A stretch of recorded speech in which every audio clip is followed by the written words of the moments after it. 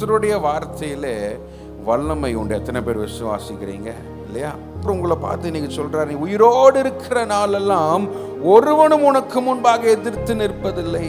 மோசேயை குறித்து பார்க்கும் பொழுது, மோசேயை கர்த்தர் இஸ்ரவேல் ஜனங்களை வழிநடத்தும்படி கர்த்தர் அழைக்கிறார். எகிப்தின் அடிமைத்தனத்திலிருந்து இஸ்ரவேல் ஜனங்களை மீட்டு அவர்களை வழிநடத்தும்படி கர்த்தர் மோசேயை அழைக்கிறார்.